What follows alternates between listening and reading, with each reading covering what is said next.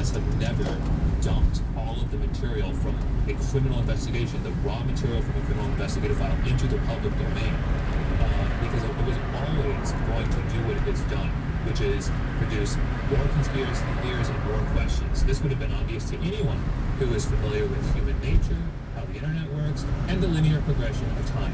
This is what was going to happen with millions of additional documents being done. I would say one last thing here, which I think is really important. The victims and the survivors have been horribly mistreated by our government. And this mistreatment has extended through the passage of this law.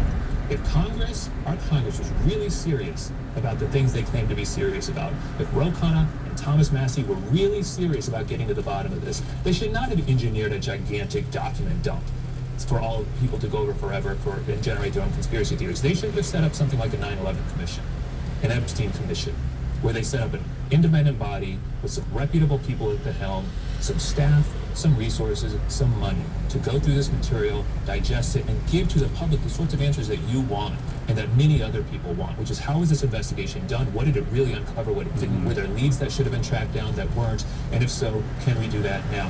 That would have been a responsible, thoughtful way of doing it. But you know why I'm guessing that didn't happen? Because passing a law that just says dump it into the public domain is free. It doesn't cost Congress anything, and it doesn't require any appropriations. So this was the height of laziness, and I think we're all suffering as a result. Height of laziness, and also, as you say, possibly means that any serious, well, or does it, the serious criminality that may have gone on may be found within these emails, not least because they've not all been released. Well, here's the thing. A raw criminal investigative file, right? This is what I worked on when I was in government. It is not going to put, like, you just dump it on people. It's not going to give them these sorts of answers you're hungry for. Because what a criminal investigation, it's millions of documents pulled from emails that may or not be relevant, and it contains interview summaries, obviously, but those interview summaries don't tell you, for instance, whether prosecutors and investigators thought those